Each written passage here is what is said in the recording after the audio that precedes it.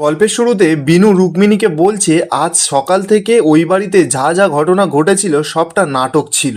রুক্মিণী তখন বিনুকে বলছে ওই বাড়িতে যা যা করেছিলে তোমরা সব নাটক ছিল।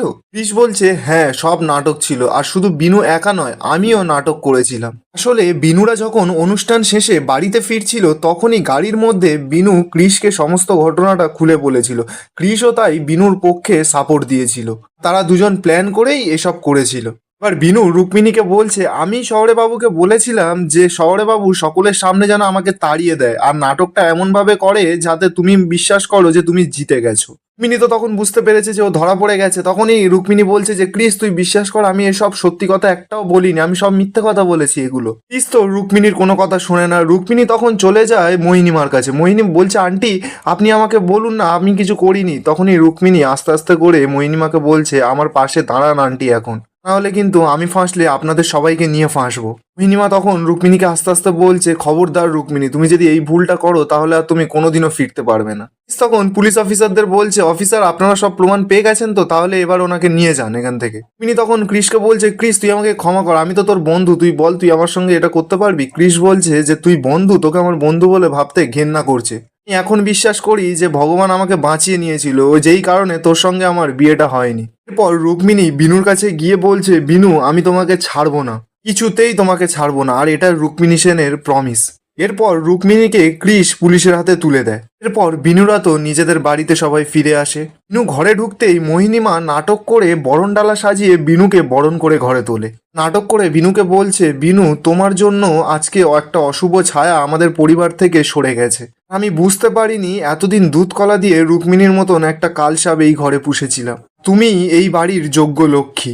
আজকে আমি অন্তর থেকে তোমাকে এই বাড়ির বৌমা হিসাবে মেনে নিতে চাই বৌমা।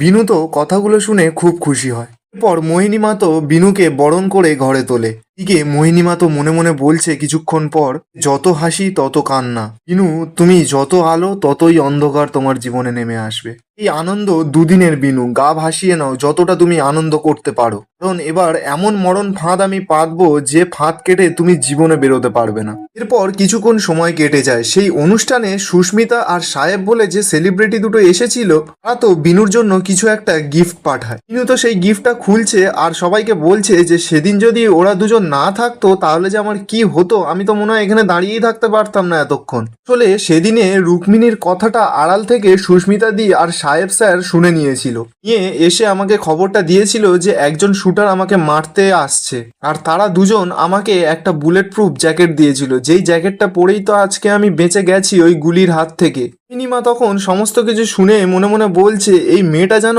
অমর, একে কোনোভাবে মারা যাচ্ছে না, যতবারই মারার চেষ্টা করছি এ কোনো না কোনোভাবে বেঁচে যাচ্ছে।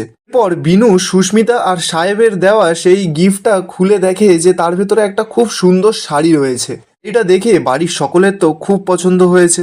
ঠাম্মি তখন ক্রিসকে বলছে দাদু ভাই তুই দিদিভাইকে নিয়ে কোথাও একটা ঘুরে আয় দেখি। ক্রিস তখন ঠাম্মিকে গিয়ে বলছে যে ঠাম্মি এখন তো শীত পড়েই গেছে, আর যদি বাড়ির সবাই মিলে একটু পিকনিক করি তাহলে কেমন হয় বলো তো। হয়তো শুনে খুব খুশি, সবাই তো রাজি হয়ে যায়। মিনিমা তখন ক্রিসকে ডেকে বলছে হ্যাঁ ক্রিস বেটা তোমরা সবাই মিলে একটা এই শীতে কোথাও গিয়ে একটা জমিয়ে পিকনিক করে এসো। বিনু তখন মোহিনীমাকে বলছে আচ্ছা মোহিনীমা আমাদের বাড়ির বাগানটা তো অনেক বড়, আমরা যদি ওখানে পিকনিক করি কোনো সমস্যা হবে? তো মোহিনীমা তখন বলছে না না একদম কোনো সমস্যা নেই, ওখানেই তোমরা করো, তবে হ্যাঁ আমি আর ঠাকুরপো কিন্তু থাকতে পারবো না। ক্রিস তখন তার মাকে বলছে এ কি তুমি আর কাকাই যদি না থাকো তাহলে পিকনিকটা হবে কি করে? মোহিনীমা তখন বলছে ক্রিস বেটা কি করবো বলো তো, জানোই তো আমার মাথার ওপর কত দায়িত্ব, তবে পিকনিকে যা রান্না হবে সন্ধ্যাবেলা আমি আর ঠাকুরপো ফিরে এসে সবটা খাবো। এরপর বিনু সমেত সকলে বাড়ির সবাই প্ল্যান করতে চলে যায় যে কিভাবে পিকনিকটা হবে কখন হবে।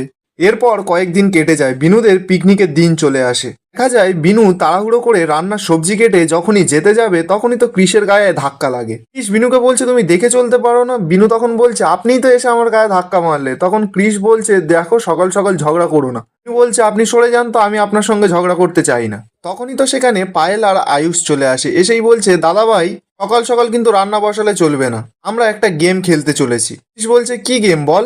আয়ুষ বলছে ট্রুথ অ্যান্ড ডেয়ার। বিনু তখনই এসে বলছে কি গেম, আমিও খেলবো। ক্রিস তখন বিনুকে বলছে, আগে তুমি বলো তো ট্রুথ অ্যান্ড ডেয়ার মানেটা কি। বিনু তারপরে কিছুক্ষণ ভেবে ঠিক অ্যান্সারটাই দেয় ক্রিসকে। ক্রিস তারপরে বিনুকে গেমটা সম্বন্ধে ভালো করে বুঝিয়ে দিচ্ছে। ওরদিকে চন্দনা মনে মনে বলছে, বিনু তুমি আজকে কি গেম খেলবে, কিন্তু আমরা তোমার সঙ্গে এমন গেম খেলবো না তুমি ধারণাও করতে পারছো না। অন্যদিকে দেখা যায় দিবাকর বিনুর ঘরে ঢুকে সেই সেলিব্রিটিরা যেই শাড়িটা দিয়েছিল সেই শাড়িটা খাটে রাখা ছিল, সেটাকে তুলে নিয়ে তার ওপর এমন একটা ফলের রস দিয়ে দেয় যেটা গায়ে পড়লে বিনু চুলকে চুলকে মরে যাবে। দিবাকর তো শাড়ির ওপর রসটা লাগাচ্ছে আর বলছে, কি যে মজা হচ্ছে বিনু, তুমি যখন এই শাড়িটা পরবে তখন যে তোমার কি হারে চুলকাবে তুমি ধারণাও করতে পারছো না। এরপর দিবাকর সারা শাড়িতে রসটা লাগিয়ে দিয়ে সেখান থেকে শাড়িটা আবার ভাঁজ করে দিয়ে ভালো করে সেখান থেকে চলে যায়। আর এখানেই আজকের পর্বের আপডেট শেষ হয়। দেখা হবে নতুন কোনো পর্বের আপডেটের সঙ্গে।